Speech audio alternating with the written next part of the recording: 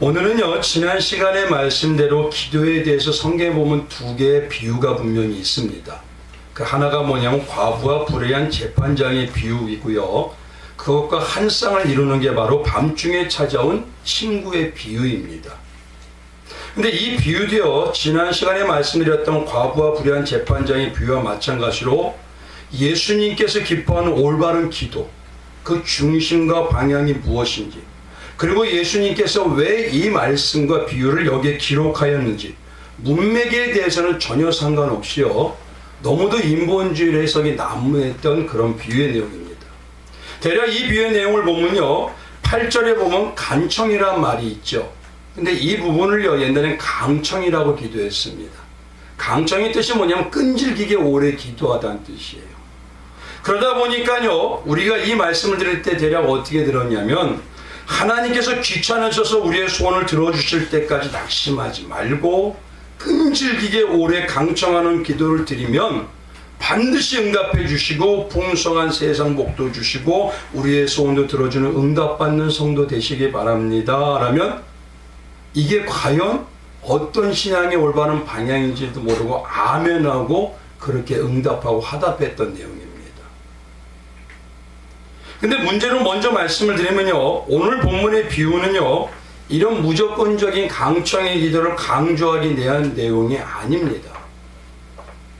오히려 왜 우리가 예수님께서 강조하시는 온전한 주기도문의 방향의 기도를 드리지 못하는가? 예수님이 주기도문의 말씀을 말씀하신 건요, 우리의 방향이 그렇게 돼야 된다는 것입니다. 근데 우리는 그 기도를 드리지 못해요. 이제 말씀을 들어보시면 압니다. 그러면 왜 그런 주기도문의 방향의 기도를 드리지 못하고 세상과 별반 틀리지 않은 그런 기도의 모습과 기도의 추구를 가지고 있느냐? 그 안타까운 모습에 대한 예수님의 권면이 바로 오늘 비유인 것입니다. 그래서 오늘 비유의 말씀을 보면 알기 위해서는요, 올바로 알기 위해서 먼저 알아야 될 게 뭐냐? 이 비유를 왜 이곳에 말씀하시고 있느냐? 왜 이곳에? 주님이 그냥 다니셨던 거 아닙니다. 하나님의 계획에 따라 하나님이 장사의 뜻대로 움직여 주셔서 이곳에서 이 말씀과 이 비유를 해야 될 이유가 있더라는 것입니다. 그래서 왜 이 비유를 이곳에서 하셨느냐. 그리고 주기도문 다음에 예수님께서 곧바로 이어서 왜 이 친구 비유를 하고 계시느냐. 그걸 먼저 알아보고요. 두 번째는 뭐냐면 우리의 신앙과 기도가 왜 주 예수님이 원하신 주기도문의 기도를 온전히 따르며 기도하지 못하는가. 그 근본적인 원인에 대해서 말씀을 드리기 원합니다. 왜냐하면 제자들에게 기도를 가르쳐 주셨다는 건요, 제자들도 예수님이 원하는 방향의 기도를 안 했다는 것입니다. 그러면 그 제자들과 같은 우리도 마찬가지로 그럴 수가 있다는 것이에요. 그렇기 때문에 오늘 이 기도가 온전하게 우리가 이루어지기는 정말 우리 성도님들이 응답받는 기도 되시기 원합니다. 정말 삶이 변하는 응답받는 기도 되시기 원합니다. 그러기 위해서는요, 우리의 기도가 과연 무엇이 문제였나, 무엇이 잘못되었나, 그거를 찾는 시간 되시길 주님의 이름으로 축원드리겠습니다. 그럼 첫 번째로요, 오늘 비유를 알기 위해서는 먼저 예수님께서요, 주기도문의 기도의 방향을 제자들에게 말씀하신 이유를 먼저 아셔야 돼요. 왜냐하면 그것과 붙어있는 비유이기 때문에 그렇습니다. 그 이유를 먼저 알기 위해서는요, 우리가 볼 때 제자들과 같이 이 비유를 통해서요, 왜 이 얘기를 하셨느냐를 통해서 나에게도 그 제자들의 모습이 없는지를 찾으셔야 돼요. 그러기 위해서 예수님께서 이곳에 말씀을 기록하신 겁니다. 주님이 가르쳐준 주기도문은요, 제자들이 기도가 무엇인지 모르거나 또 기도를 하지 않아서 가르쳐준 것이 아닙니다. 예수님 당시에는요, 너무 왜곡되고 그 당시에도 잘못되고 오해되는 신앙의 덕목으로 꼽으라면 단연 뭐냐면 기도입니다. 이 기도를요, 자기의 의를 쌓는데 가장 많이 사용했습니다. 하나님과 대화인 기도를 이용해서요, 자기의 의롭고 신실함을 드러내기를 원해요. 그리고 거룩한 자로 자기를 높이는 수단 하나를 만들어 버렸습니다. 그래서 예수님께서 이렇게까지요, 그들에게 뭐냐면 경고하시며 그들을 조심하라고 하십니다. 그게 마태복음 6장인데 1절에 이렇습니다. 사람에게 보이려고 그들 앞에서 너희의 의를 행하지 않도록 주의하라. 근데 5절에 가면요, 특별하게 뭐라고 한 가지를 딱 얘기해요. 또 너희는 기도할 때에 외식하는 자와 같이 하지 말라. 그들은 사람에게 보이려고 회당과 큰 거리 어디에 서서 기도하기를 좋아하였느니라. 내가 진실로 너에게 이르노니, 내가 분명히 말하는데 그들은 자기의 상을 이미 다 받았어. 받을 거 없다라는 거죠. 그러니까 우리를 돌아보지 않으면 안 되는 겁니다. 기도는요 몇십 년 했는데 하나님이 기도한 적 없다? 그럴 수도 있더라는 거죠. 물론 성경이 말하는 기도는 많이 해야 됩니다. 성경에도요 우리에게 기도를 많이 하라고 예수님도 매 순간 기도하러 산에 올라가셔서 밤새도록 기도하셨습니다. 근데 문제는 뭐냐면 유대인의 지도자들과 같은 인본주의적인 억지스러운 기도, 자기의 의와 자기의 많은 것을 신실함을 쌓기 위한 기도는요 예수님께서 역사하신다는 말씀은 어디 성경에도 한 군데도 없습니다. 오히려 책망하십니다. 오히려 외식하는 자라고 주님이 꼭 꼬집어 말씀해 주십니다. 그렇기 때문에 우리를 오늘 본문 말씀을 통해 돌아보셔야 돼요. 왜냐하면 지금도 가장 중요한 게 말씀과 기도와 성례이기 때문에. 그러면 예수님은 오늘 비유 전에 왜 주기도문의 올바른 기도에 대한 방향을 말씀하셨느냐? 오늘 이 친구, 밤에 찾아온 친구의 비유를 하기 전에 왜 주기도문을 먼저 말씀하신 걸 붙여놓으셨느냐? 말씀을 시작하는 1절을 보면요 예수님께서 기도를 마치자마자 제자들이 갑자기 주님 기도에 대해서 가르쳐 주옵소서라고 요청합니다. 근데 그냥 이렇게 내용으로 보면요 제자들이 참 기특한 것 같아요. 마치 올바른 기도를 하기 위해서 온전한 기도를 가르쳐 달라는 것 같습니다. 그런데 이들의 기도를 가르쳐 달라는 요청은요 전혀 기특한 이 요청이 아닙니다. 이들의 이런 요구는요 단순히 기도를 몰라서 가르쳐 달라는 요구가 아니라 당시 유대인들은요 누구나 어려서부터 가정에서부터 거의 습관적으로 기도합니다. 특히 최소한 기도문 몇 개씩은 늘 암송하고요 시편의 그 긴 내용도 기도문으로 노래로 만들어서 흥얼댈 정도예요. 그 정도로 열심히. 한 예로요 예수님 당시 유명한 기도문이 바로 카다시라는 게 있어요. 이건요 줄줄 외웁니다. 그리고 습관적으로 축복 기도문이라는 세모네 에레스라는 이 기도문도 다 외우고 다녀요. 유대인들은요 이 기도문을 의무적으로 매일 두세 번씩 낭독합니다. 의무적으로. 그리고 습관적으로 기도를 자기의 신실함을 드러내기 위해서 길에서도 서서 했던 사람. 근데 문제는 뭐냐면 왜 기도를 가르쳐 달랬느냐? 당시 교세가 큰 무리나 공동체는요 자기들이 믿는 바와 신앙의 방향을 기도문으로 요약해서 그거를 가지고 신앙 고백을 하던가 자기의 사명을 선언문으로 썼습니다. 그래서 당시 많은 파들이 있었죠. 바리새인파, 사두개인파, 에센파 등등등등.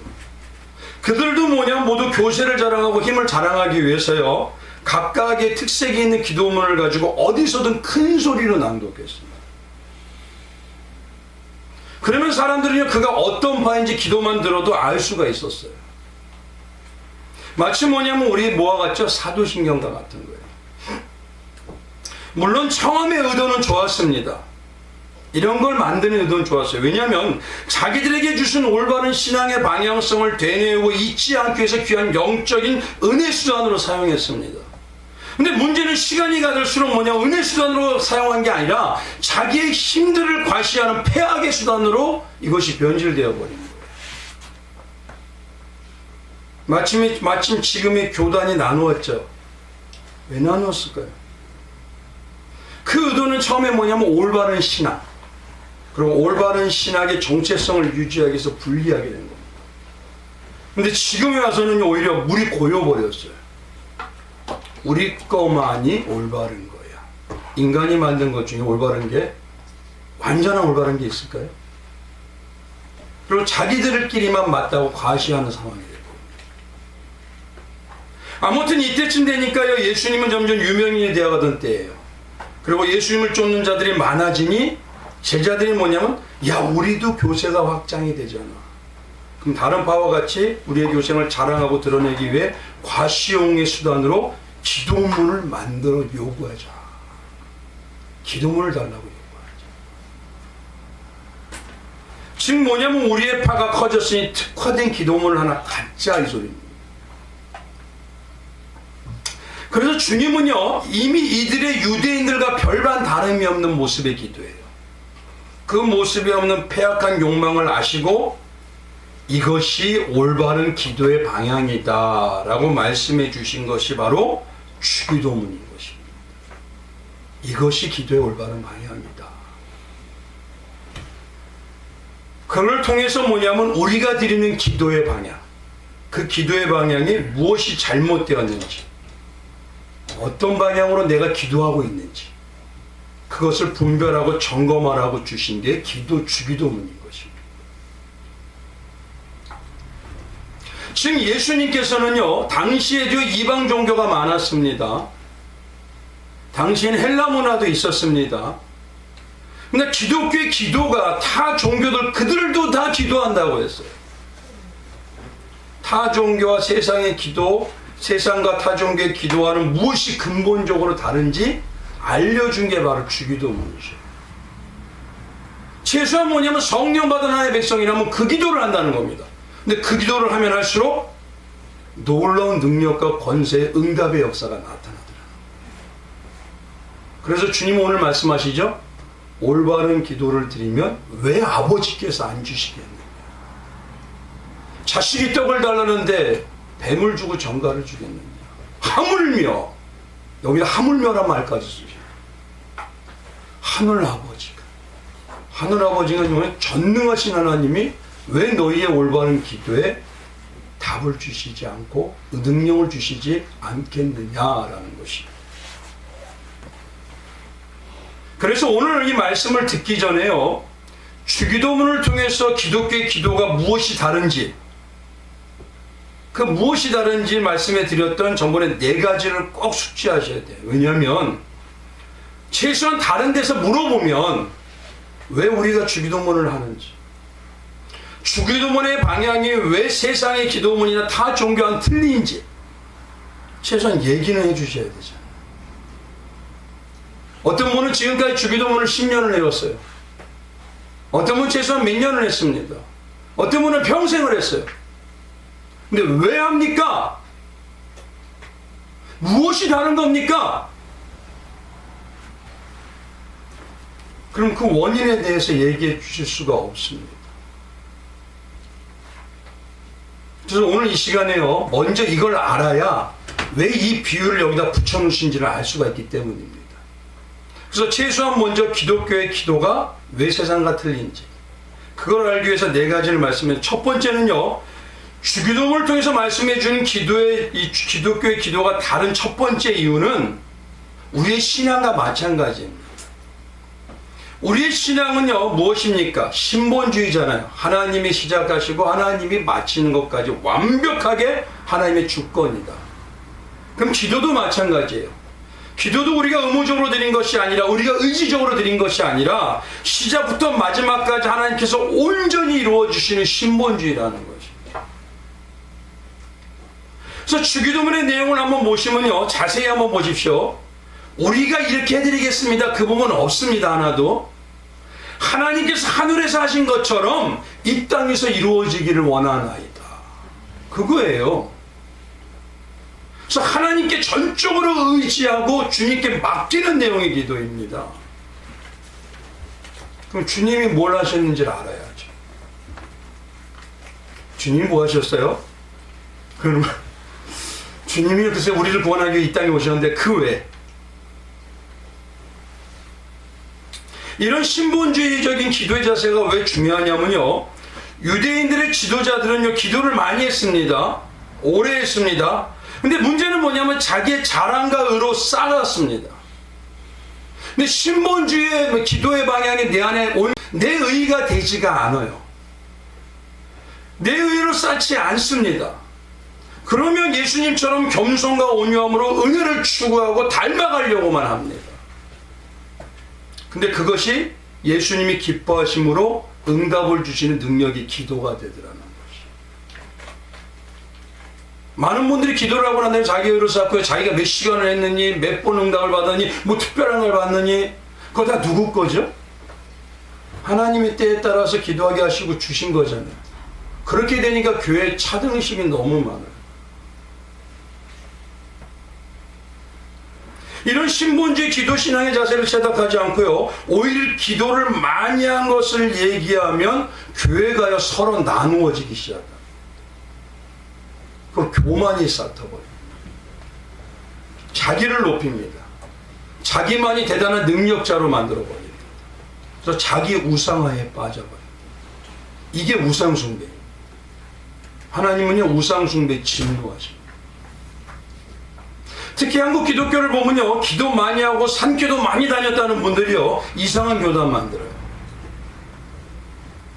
그리고 2단 3단 되고 이상한 교주화가 돼버립니다. 온전한 기도는 주님이 다 이루어지셨는데, 그래서 기독교의 신앙이나 기도의 가장 중요한 견해가 뭐냐면 이거 절대 잊으시면 안 돼요. 하나님께서 온전히 이루어주시는 신앙과 기도라는 거예요. 그래야지 나를 기도를 오래 하게 하셔서 주님과 대화하는 게 기쁨이 되지, 잘못하면요, 나는 1시간 하는데 너는 왜 5분 해?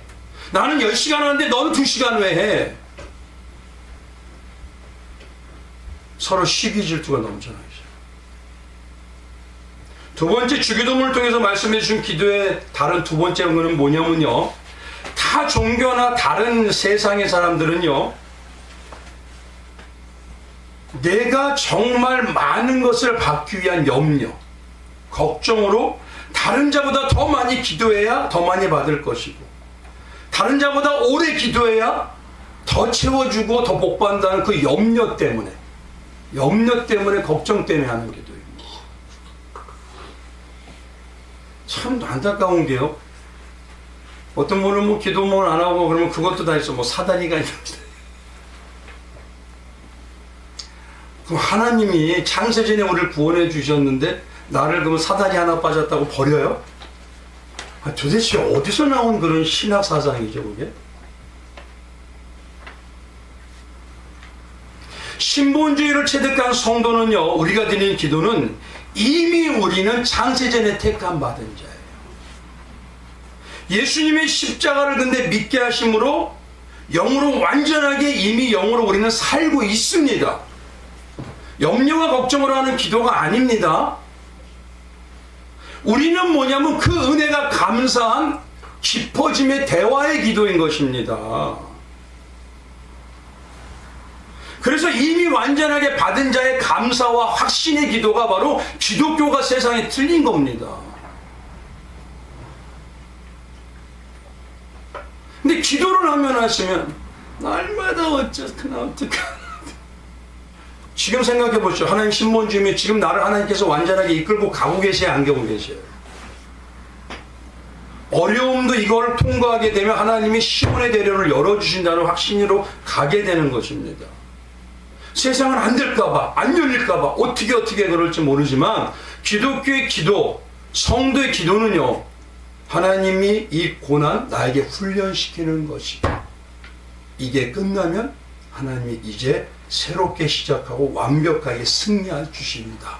이 믿음으로 드리는 이미 받은 자의 기도예요. 단 하나, 아직 우리는 역사라는 시간 속에 살고 있다는 겁니다. 그래서 우리는요, 자녀의 기도인 것이지 남의 기도가 아닙니다. 입술로는 자녀라고 얘기하는데 자꾸 하나 하는 행동이나 신앙이나 기도나 믿음은 다 남처럼 하고 있어요. 그래서 자꾸 대화하게 한번 보십시오. 자녀의 기도는 사랑하는 아버지와 대화를 자꾸 하고 싶어요, 안 하고 싶어요? 가족과 대화를 하고 싶어요, 안 하고 싶어요? 그 기도인 것입니다. 싫은 사람하고는요, 어려운 사람하고는 대화가 안 돼요. 어떤 분은요, 기도하면 하나님이 나를 다 뚫어지게 다 보셔서 내 속을 다 볼까봐 못하겠대요. 참, 이유가 핑계도 참 놀랍습니다. 진짜.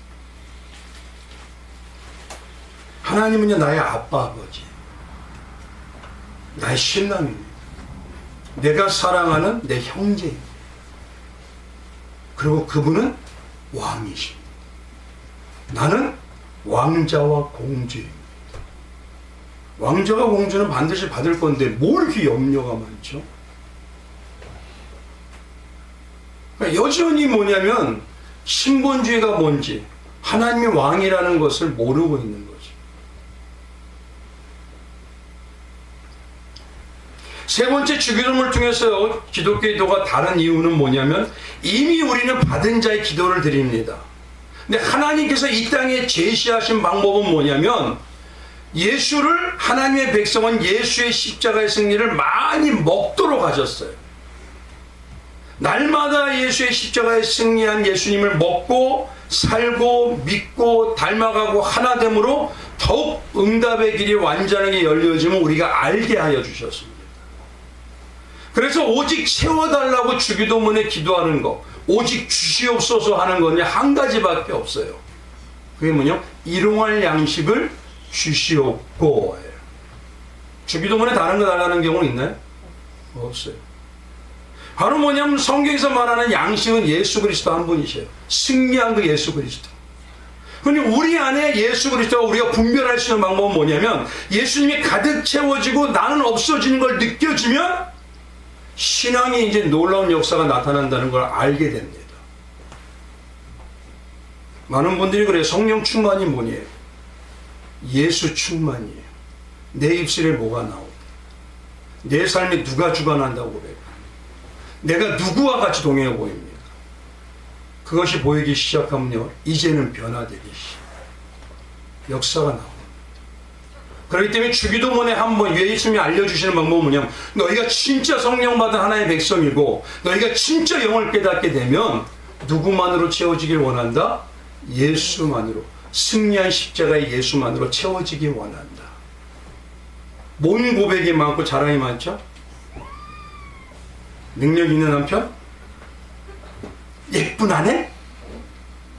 능력 있는 내 자식? 내 사업? 여전히 예수님하고 10년, 20년 동행했다면서 그것이 자랑인 분들이 너무 많아요. 그렇기 때문에 네 번째 주기도문을 통해서 주님의 기독교의 기도가 틀리다고 하는 게 이유가 뭐냐면 예수님만이 채워지면 채워질수록 내 삶의 영육간의 능력이 된다는 걸 성도는 깨달아야 몰라요. 그러니까 어떤 기도를 하냐면 주님, 내 잔이 비워지게 하여 주옵소서. 이 기도가 많습니다. 나라는 잔의 분량이 있습니다. 근데 내가 채워져서는요, 주님의 능력과 권세는 들어갈 수가 없어요. 그래서 기도를 우리가 가장 많이 하는 성도 중에서 진짜 성령 받은 성도는 많이 하는 게 뭐냐면 주님, 나를 이대로 채워주옵소서. 세상처럼 그러지 않습니다. 세상은 뭐냐면 이대로 채워주시고 더 복을 주시고 넘치게 주시옵소서 이거예요. 근데 성도는 어떻게 되냐면 주님, 반대로 내 자와 세상의 복에 대한 욕망과 욕심 내려놓게 하여 주시고 없애주시고 완전히 나를 죽여주시고 나를 희생하게 하여 주옵소서. 비워진 만큼 누구로 채워져요? 사단이 바라볼 때 뭘로 볼까요? 사람으로 보지 않고 저는 예수구나. 그래서 자꾸 내가 기도할 때 말씀드렸죠. 주님, 나 뭐도 필요하고요, 뭐도 필요하고요, 뭐 주세요 보다 지금 주님, 나 없애주세요. 나를 완전히 갈아내주세요. 이대로는 주님 온전히 섬기지 못합니다. 이 기도가 많아지냐고 항상 물어본 거예요. 왜요? 예수의 십자가 능력이라는 걸 아는 성도는 이 기도하게 되어 있습니다. 요게 바로 예수님이 말씀하시는 주기도문의 능력이요, 주기도문의 역사가 나오는 진짜 방향입니다. 이런 주기도문 뒤에요, 곧바로 말씀을 붙여주신 게 뭐냐면 밤중에 찾아온 친구의 비유예요. 그리고 결론적으로 말씀하시는 게 뭐냐, 13절에 하물며 왜 주시지 않겠느냐. 누구를 주시지 않겠느냐? 아니, 왜 맨날 요 손가락에 있는 것만 달라 그러죠?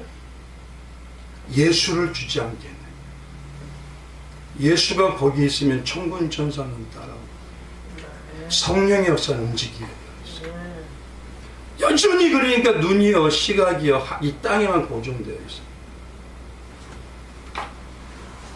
그래서 예수님, 하나님 말씀하신 게 왜? 하물며 가장 이러한 큰 복을 너에게 주셨다는 걸 왜 깨닫지 못하게 하냐. 주님이 이건 안타까운 권면이신 것입니다. 그래서 오늘 말씀이 바로요, 이런 진짜 능력과 응답이 넘치는 주기도문의 방향, 그 주기도문의 방향인 나를 희생하는 기도, 나를 내려놓는 기도, 나를 없애는 기도인 예수님만 구하는 기도를 우리가 드리지 못하는 이유. 왜냐면 다들 걱정해요. 이러다가 내가 가난해지면, 이러다가 내가 고난이고 십자가이고 시련만 있으면, 이 인간적인 죄성에서 벗어나질 못합니다. 그러니까 세상이 구하는 방향대로 이대로 채워 주옵소서, 이것만 하고 있는. 그런 채워질래야 채워질 수가 없는 거예요.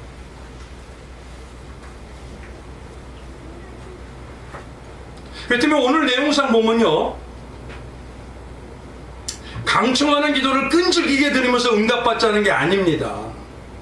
아니, 내 안에는 변화가 없고 나는 비워지지도 않았는데 복만 채워주면 그게 복일까요? 오히려 사단의 장난감이 되죠. 그러니 우리 안에서 혹시라도 복을 못 받고 약해지면 어떡하나 하는 이 두려움에서 오는, 그 두려움 때문에 주기도문의 방향이, 이 방향의 기도를 온전히 삶으로 드리지 못하는, 그리고 제자들도 그랬다는 것이.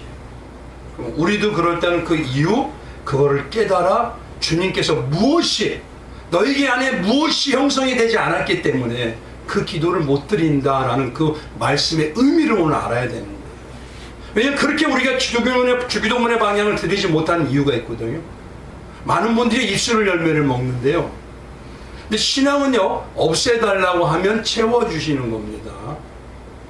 입술을 열매를 먹으니까 복주세요, 복주세요, 복주세요, 복주세요 이러고만 다녀야 되는데, 참 난 진짜 세상과 성도의 입술의 이 고백이 틀려야 되잖아요. 근데 틀린 게 없어요. 솔직히 한번 보십시오.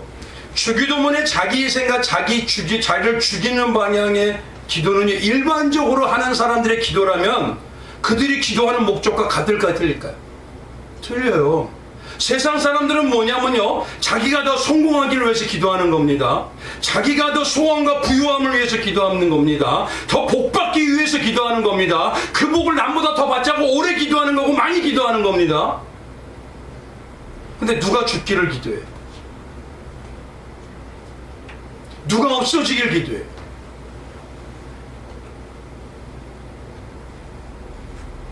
그러니 주기도문의 이 방향의 기도는요, 죄인은 할 수가 없는 기도입니다. 이거 잠깐 배워서는, 교회에서 목사님 중에 배웠기 때문에 하는 척은 할 수 있어요. 근데 성령께서 내주하셔서 이끌어주는 성도가 아니면 주기도문의 이 방향처럼은요, 나를 비워주시고 나를 없애주시고, 팔복을 한번 생각해 보십시오. 팔복이 복복복복 써있지만 어떤 복이죠? 처음에 하나님 가난하게 해주세요. 정말 그런 기도 드리세요? 이거 중요합니다. 지금 하나님 핍박받게 해주세요.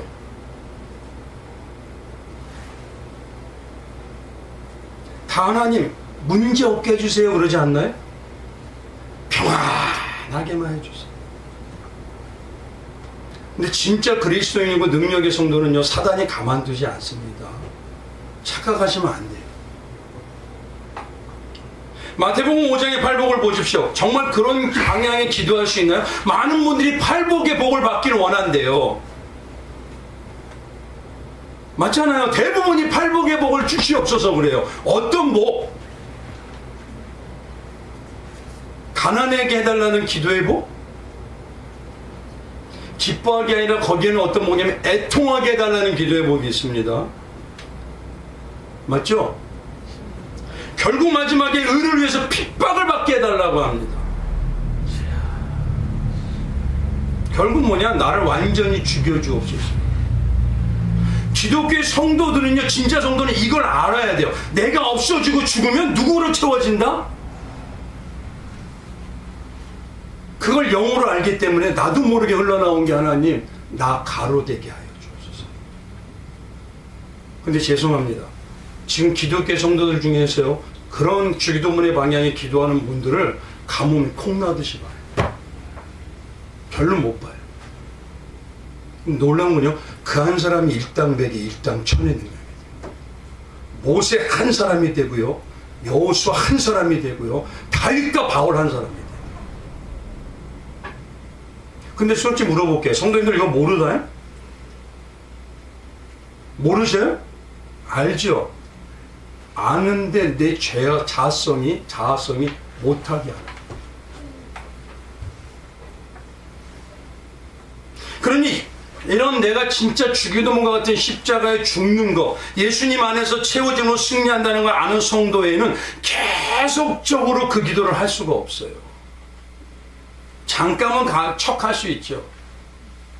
근데 어려움이 한번 당해보십시오. 하나님 어떻게 나 살려주세요, 나 채워주세요 이러죠 또.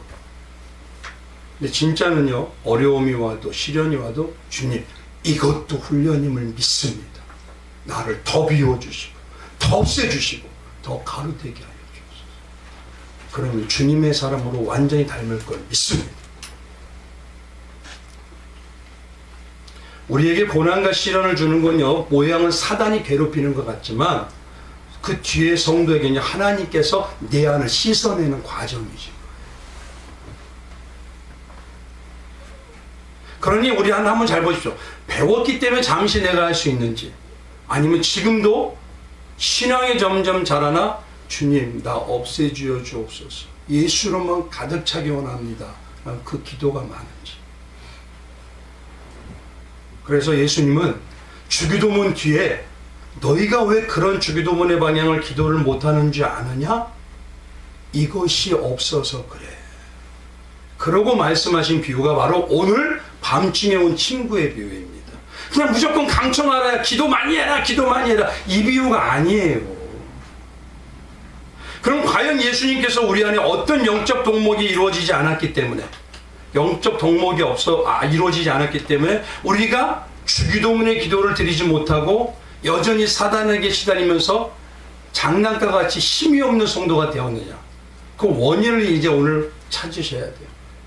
오늘 본문을 통해서 알려면요, 그 원인을 가장 먼저 아는 방법은 뭐냐면 유대인의 풍습인 손대접과 유대인들이 말하는 친구의 개념을 아셔야 됩니다. 유대인들은요, 우리가 상상하는 이상으로 공동체 생활입니다. 그래서 어느 집에 찾아오는 손님은요, 그 집의 손님만이 되지가 않아요. 개인의 손님이 아니에요. 그 집만의 손님이 아니라 마을 전체 손님입니다. 예수님 시대에서는 그 개념이 많이 변할지 모르지만 당시 중동의 이 광야 민족에게는요, 광야에서 잘못하면 목숨을 잃는 수가 많습니다.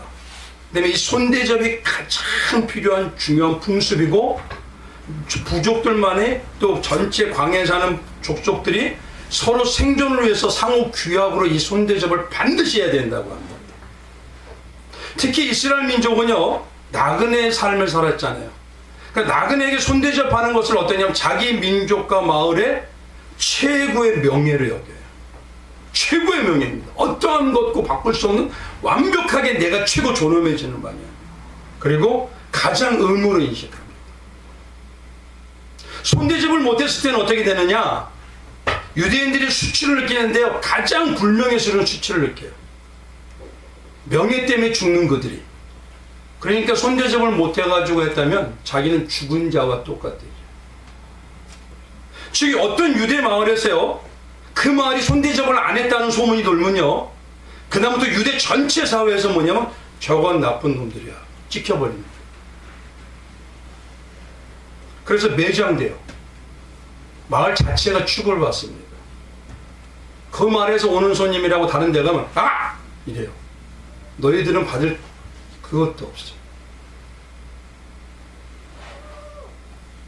손대접이 특히 어느 정도냐면요, 어떤 사람을 여행하다 손대접으로 머무는데 마침 그 사람이 그 마을의 원수예요.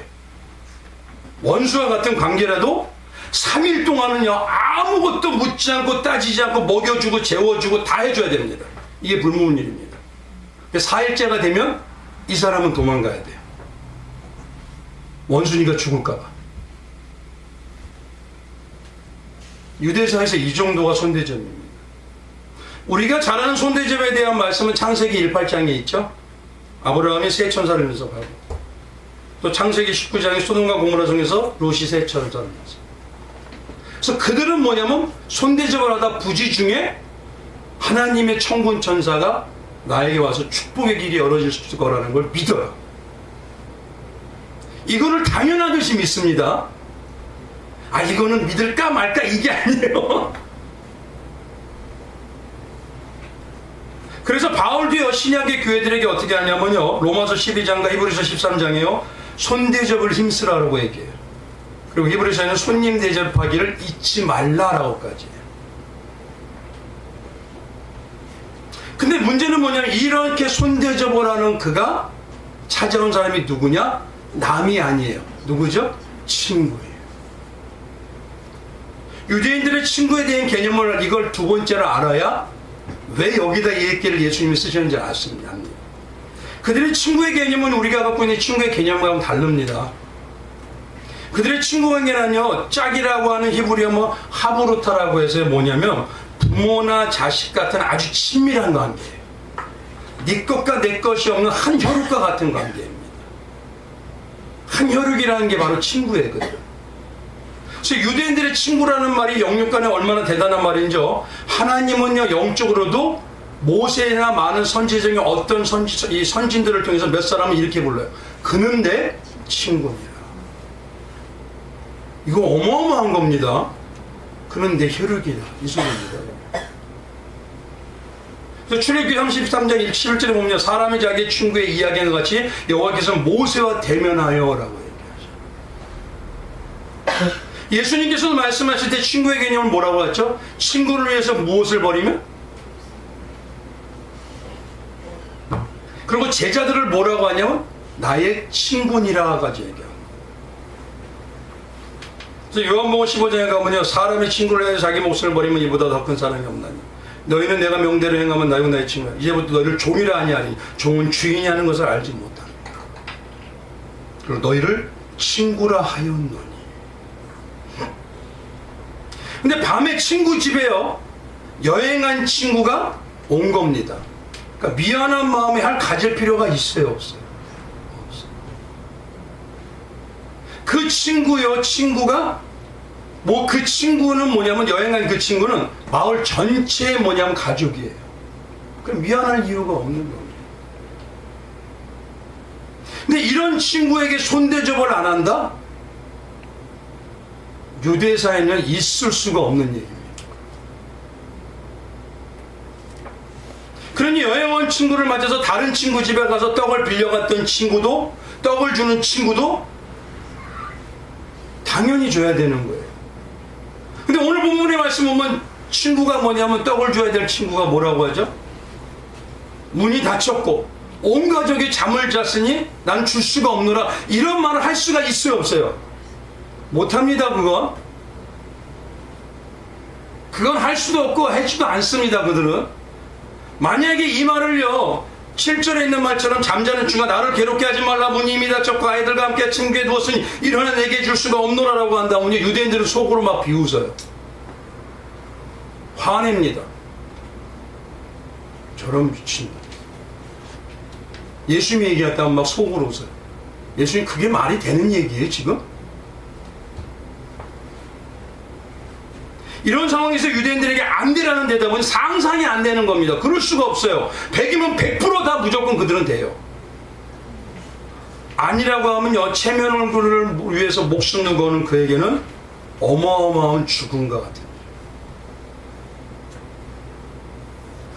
근데 예수님이 질문할 때 뭐라고 하냐, 8절에 혹시 주지 않을지라도, 이건 있을 수가 없어요. 근데 주님은 그들은 주지 않을지라도, 하물며 너의 하늘 아버지인데 결국 너희가 안 구하잖아. 너희가 주기도문 방향으로 안 구하잖아. 여전히 세상에 염려 가지고, 여전히 세상에 걱정 가지고, 나는 분명히 진짜 복받고 진짜 능력이 되고 건설을 받는 응답받는 기도의 방향을 알려줬는데 너희는 안 구하잖아. 바로 이 소리입니다. 지금 주님. 이 친구가 떠올고 하는 친구에게 갔던 건 뭐냐면요, 그들은요 공동체이기 때문에 한 집에서 집집마다 떡을 굽진 않아요. 오늘은 막둥이네, 오늘은 순이네, 오늘은 칠복이네, 이렇게 해갖고 어떤 때는 하루나 어떤 때는 며칠씩 그 집에서 떡을 해요.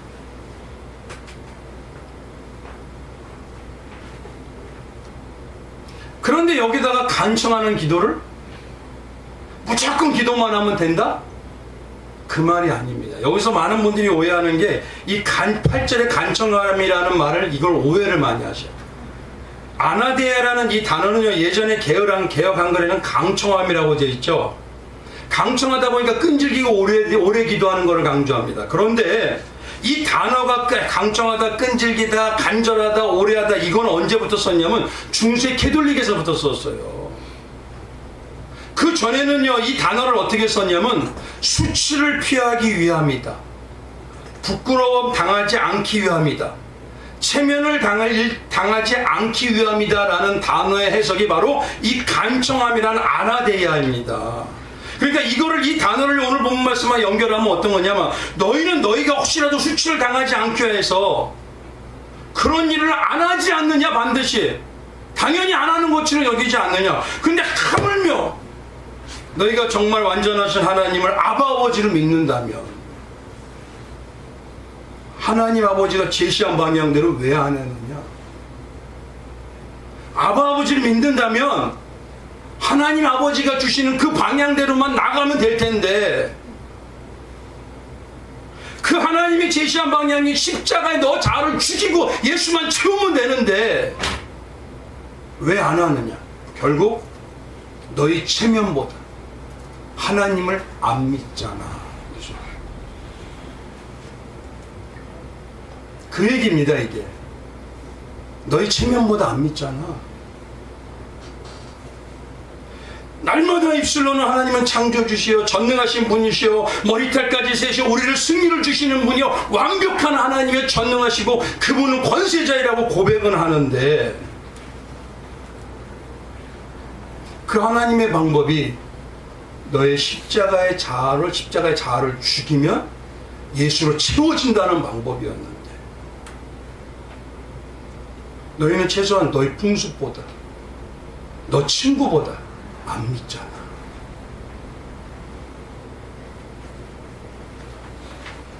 네 가족보다, 자식보다, 남편보다 안 믿잖아. 예수를 하나님을 전능하신 하나님으로 안 믿는 게 이 안에, 믿는 게 이 안에, 쉽게 말하면 이겁니다. 하나님을 전능하신 하나님으로 믿는 것이 이 안에 있지 않기 때문에 신앙생활 했다 말았다, 기도했다 말았다, 말씀 받다 말았다, 예배 드렸다 말았다.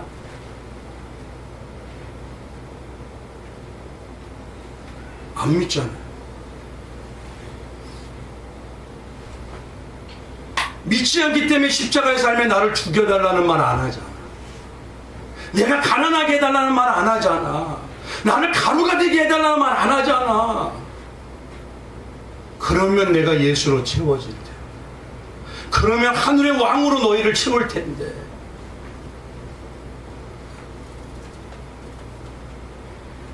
믿지 않기 때문에, 전능하신 하나님을 믿지 않기 때문에 너희가 주기도문의 기도를 드리지 못하고 있지 않느냐라고 물어보고,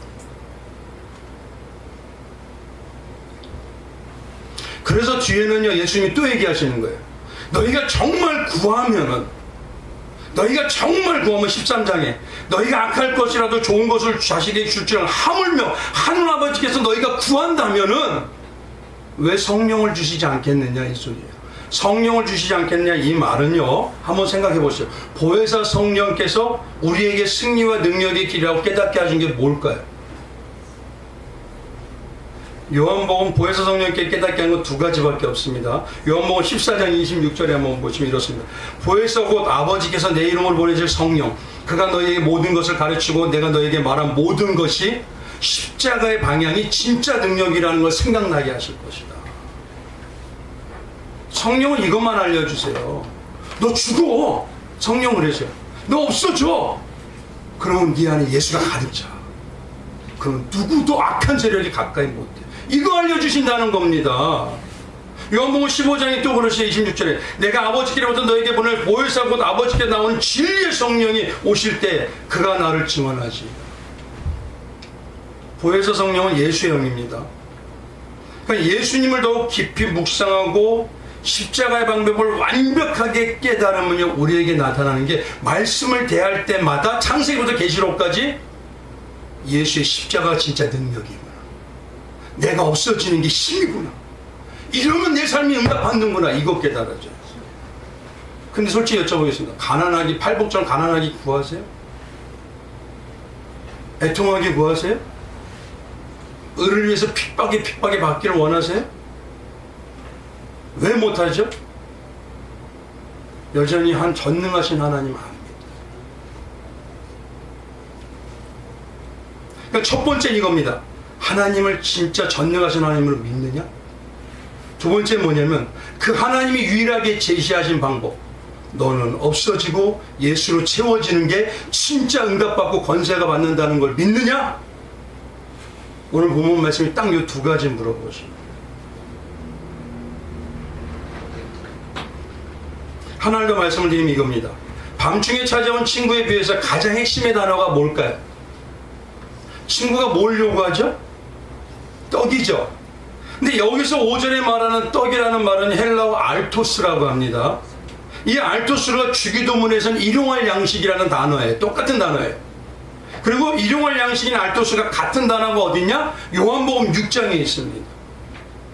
요한복음 6장에 이랬죠. 47절 진실로 내가 분명히 말하는데 믿는 자는 영생을 가졌으니 어떻게 믿는 자? 내가 곧 생명의 떡으로 먹는 자.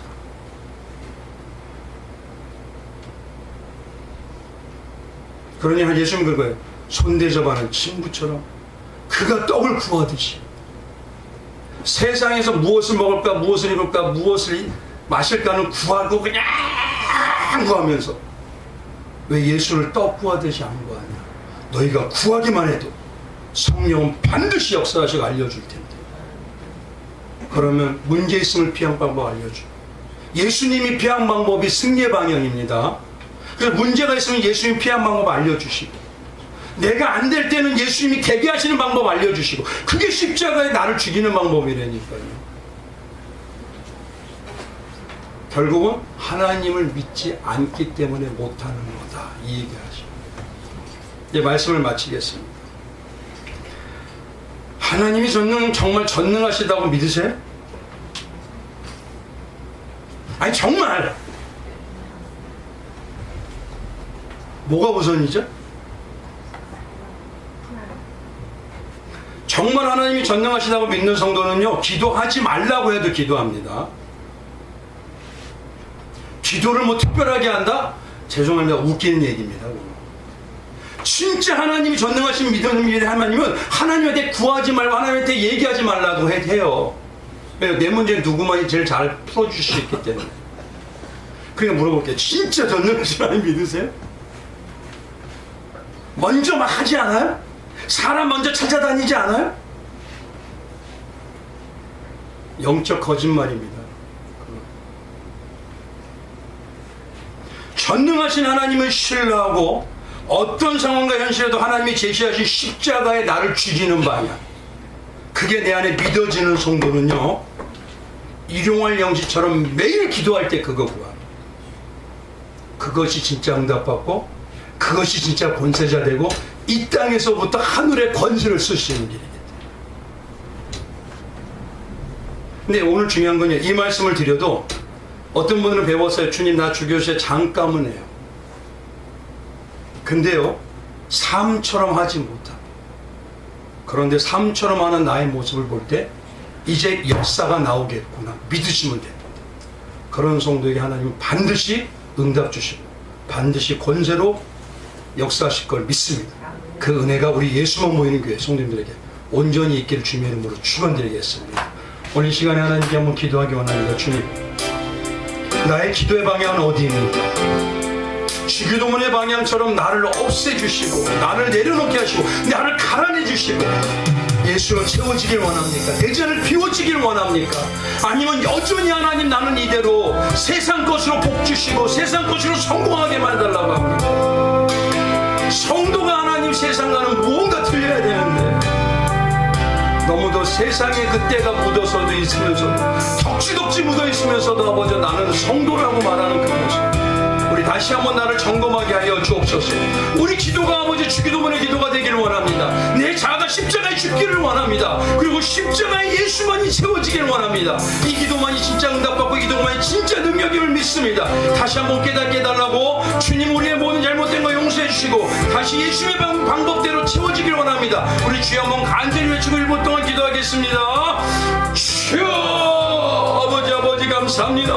오늘도 아버지 말씀으로 깨닫게 하여 주심을 감사합니다. 왜 우리가 주기도문의 방향을 기도를 못하는지, 왜 내가 심령이 가난해지고 아버지 정말 애통하는 자가 되기를 원하지 못하는지, 내가 의를 위해서 핍박받는 자가 되질 원하는지 못하는지 오늘도 그 이유를 깨닫게 하심을 감사드립니다. 우리 안에 아버지 전능하신 하나님을 믿게 하여 주옵소서. 하나님은 나를 너보다 누구보다 잘 아시고 나의 모든 걸 해결할 수 있는 분임을 믿게 하여 주옵소서.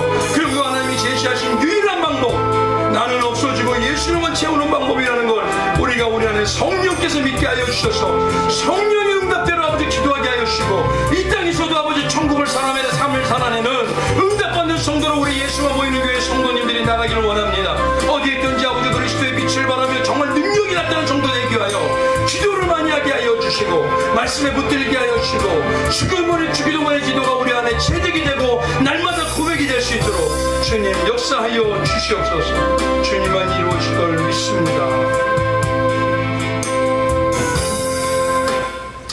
사랑 많으신 주님, 오늘 우리에게 이 비유의 말씀하신 이유는 혹시라도 아버지 우리가 알고 계지만 아직도 깨닫지 못해서 주기도문의 그 방향의 기도를 못하고 있지는 않는지, 우리를 다시 아버지 은혜를 베풀어 주시고 사랑하셔서 진짜 하나님이 유일하게 제시한 승리와 응답의 방향, 그것이 전능하신 하나님을 믿는 것이고 그 전능하신 하나님이 유일하게 제시한 나를 십자가에 없애주시고 예수의 십자가에 승리한 예수만으로 가득 채워주는 그 방향의 기도, 이제 날마다 성령의 인도하심으로 충만하게 드림으로 인하여 우리의 고백이, 우리의 입술의 신앙의 기쁨이 날마다 예수와 동행하는 임마누엘이 되게 하여 주시옵소서. 온전히 주님 역사하실 걸 믿습니다. 감사하며 예수의 이름으로 기도드리옵나이다. 아멘. 우리 모두 일어서서요 찬송가 50장 찬양드리고 헌금 봉헌 기도와 축도로 모든 예배 마치겠습니다.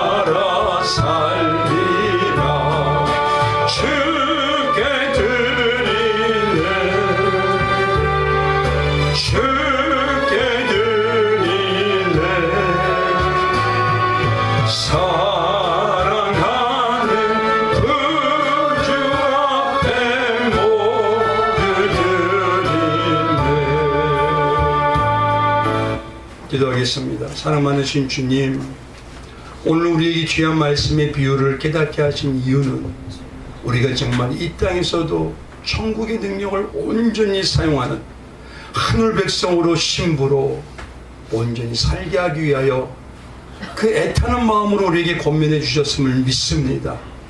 혹시라도 아버지 우리가 정말 하나님을 전능자라고 믿고 있다고 하면서도 하나님이 전능자라고 믿으면 기도하게 되어 있고 주님이 우선이 되어야 될 텐데 우리가 혹시 아버지 두 번째가 되어 있진 않았는지 나를 돌아보게 하여 주시고 정말 기도를 통해서 하나님께서 승리하고 응답받는 유일한 방향인 날마다 십자가에 나는 없애주시고 주님의 그 십자가에 승리하신 주님만이 내 안에 가득 채워진 역사가 있게 하여 주시옵소서.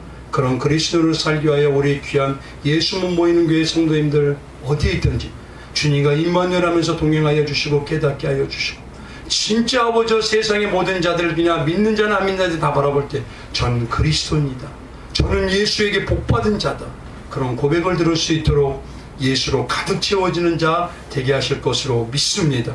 하나님 귀한 예물 드립니다. 이 예물이 쓰이는 곳마다 하나님의 나라와 의가 정말 넓어지게 하여 주시고 나타나게 뚜렷하게 하여 주시고 주님의 이름만이 정말 온전히 높여지기를 원합니다. 드린 손길에 놀라운 축복에 함께하여 주시옵소서. 모든 걸 주님께 맡깁니다. 감사하며 예수님의 이름으로 기도드리옵나이다. 아멘. 지금은 우리 구주 예수 그리스도의 무한하신 은혜와 하나님 아버지의 크시며 만극하신 사랑과 성령님의 내주 충만히 역사 치유 교통하여 주시며 이제 하나님을 전능하신 하나님으로 내 안에 가득 채워지게 하여 주셔서 나는 없어지고 예수의 십자가에 승리하신 예수로 채워지길 원하며 이 땅에서도 하늘의 권세자로 살고 이 땅에서도 응답받으며 이 땅에 힘있게 살아가길 원하는 하나님의 백성들 머리 위에 그 기도하는 성도들 위해 지금부터 영원토록 함께할 지어다. 아멘. 인도하여 주시옵소서. 온전히 주님이 원하는 기도드리는 자 되게 하여 주시옵소서. 정말 하나님이 살아서 역사하신다는 그 증거를 보이는 성도들 되게 하여 주옵소서.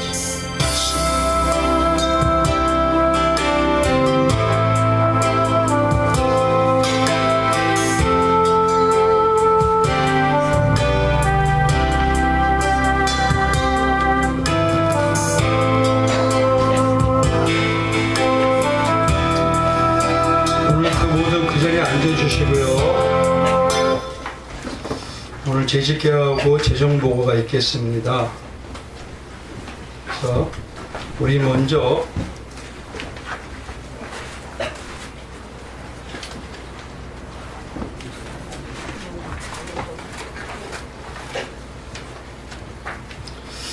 잠시 경건회를 갖겠습니다. 찬송가 288장입니다. 우리 1절과 4절만 드리겠습니다.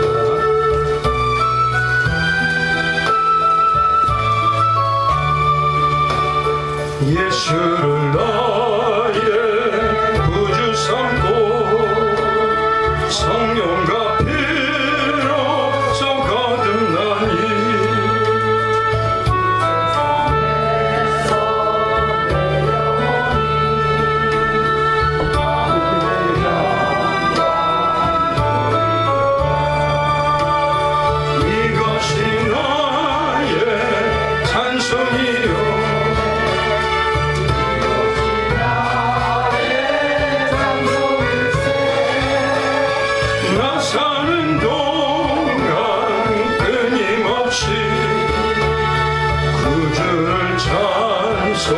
찬송하리로 3절입니다. 주 안에 기쁨 누림으로 마음의 평안이 잔잔하니 간 곳 없고 구속한 주만 보이리라. 이것이 간증이요 이것이 나의 찬송일세. 나 사는 동안 끊임없이 구주를 찬송하리로다.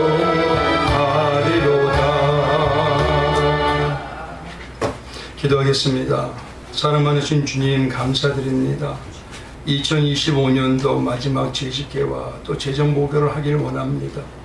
이 모든 걸 우리가 대할 때마다 주님 우리에게 베풀어준 은혜를 기억하게 하여 주시고 더욱더 주와 함께 동행하며 살기를 원하는 믿음의 결단과 분별이 있을 수 있도록 인도하여 주시옵소서. 주님만이 홀로 영광 받아주시고 우리에게 아버지 2025년도 하늘에 베풀어졌던 그 놀라운 은혜 오늘도 깨닫기를 원합니다. 모든 것 주님께 맡깁니다. 감사하며 예수님의 이름으로 기도드리옵나이다. 아멘. 오늘 하나님 우리에게 주신 말씀 빌립보서 2장입니다. 2장 1절에서 4절까지입니다.